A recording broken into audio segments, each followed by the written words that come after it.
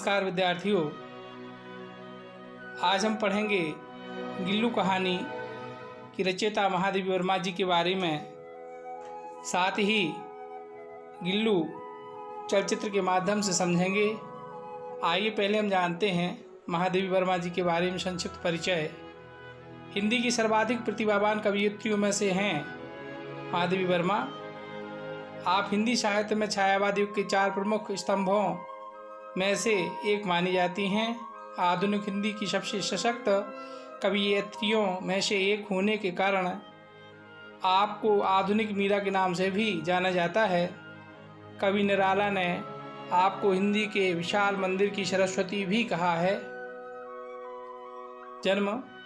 आपका जन्म 26 मार्च 1907 को प्रातः 8 बजे उत्तर प्रदेश के जिला फारुखाबाद में हुआ।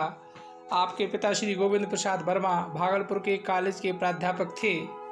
आपकी माता का नाम हेमरानी देवी था। हेमरानी देवी बड़ी धर्मपरायण, कर्मनिष्ठ, भावुक एवं शाकाहारी महिला थीं। शिक्षा।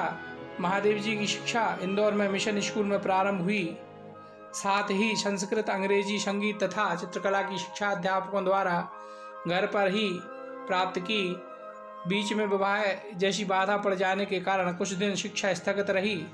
विवाह उपरांत महादेवी जी ने 1919 में क्रॉस तबेट कॉलेज इलाहाबाद में प्रवेश लिया और कॉलेज के छात्रावास में ही रहने लगी।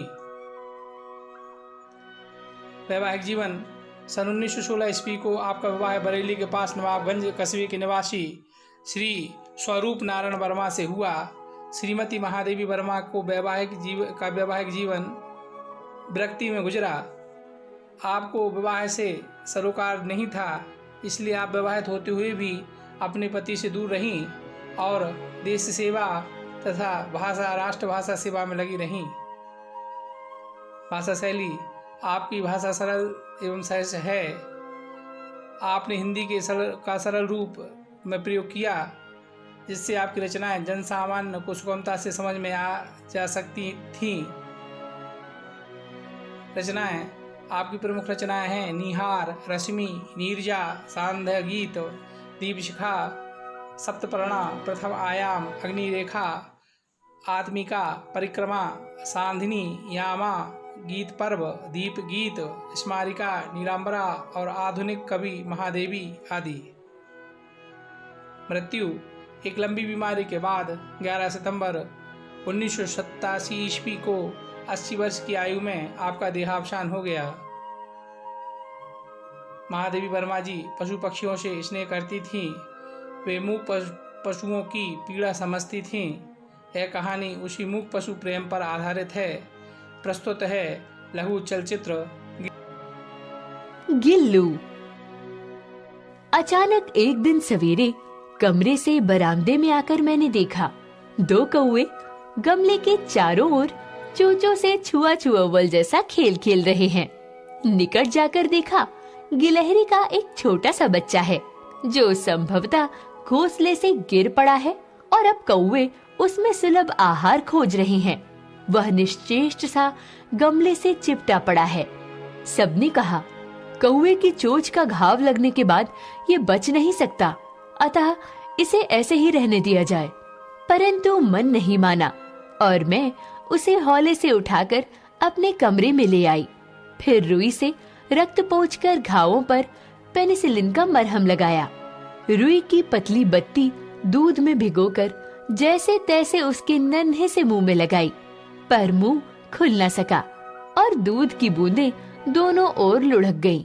कई घंटे तक लगातार उपचार के उपरांत उसके मुंह में एक बूंद पानी टपकाया जा सका। तीसरे दिन वह इतना अच्छा और आश्वस्त हो गया कि मेरी उंगली अपने नन्हे पंजों से पकड़कर नीले कांच की मोतियों जैसी आंखों से इधर उधर देखने लगा। 3-4 मास में उसके स्निग्ध रोए, झब्बेदार पूंछ और चंचल चमकीली आंखें सबको विस्मित करने लगी। हम उसे गिल्लू कहकर बुलाने लगे। मैंने फूल रखने की एक हल्की डलिया में रुई बिछाकर उसे तार से खिड़की पर लटका दिया। वही 2 वर्ष तक गिल्लू का घर रहा।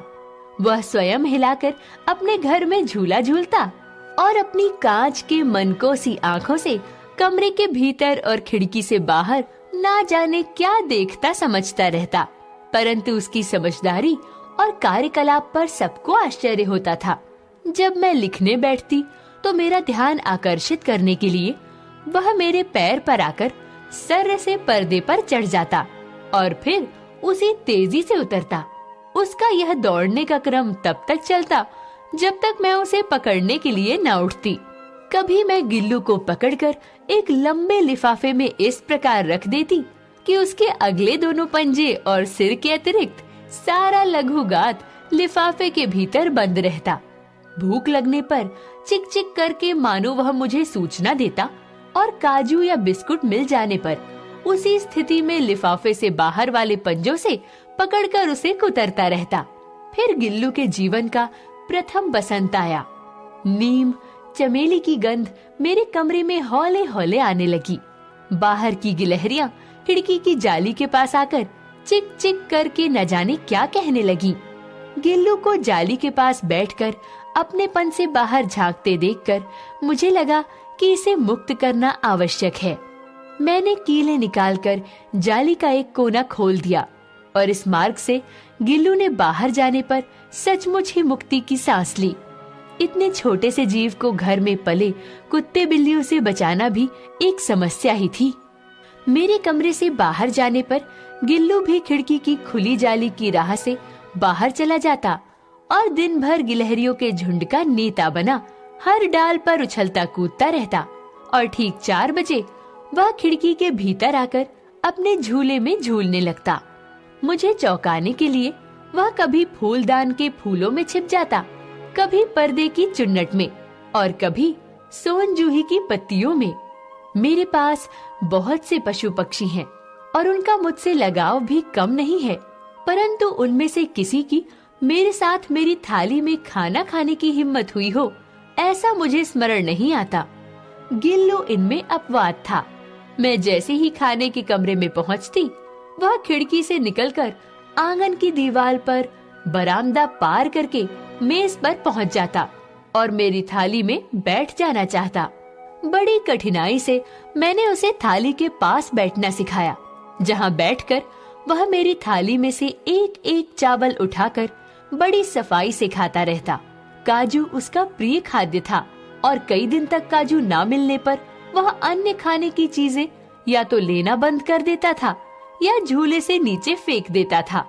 उसी बीच मुझे मोटर दुर्घटना से आहत होकर कुछ दिन अस्पताल में रहना पड़ा।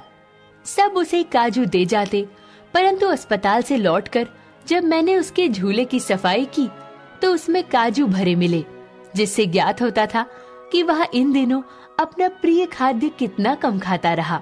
मेरी अस्वस्थता में वह तकिए पर सिरहाने बैठकर अपने नन्हे नन्हे पंजों से मेरे सिर और बालों को हौले हौले सहलाता था।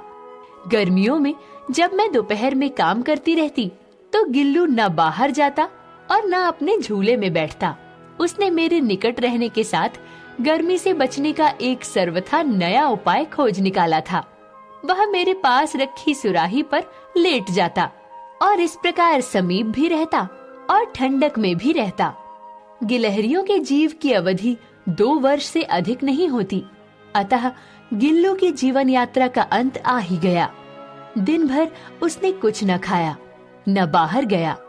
रात में अंत की यातना में भी वह अपने झूले से उतरकर मेरे बिस्तर पर आया और ठंडे पंजों से मेरी वही उंगली पकड़कर हाथ से चिपक गया जिसे उसने अपने बचपन की मरणासन्न स्थिति में पकड़ा था।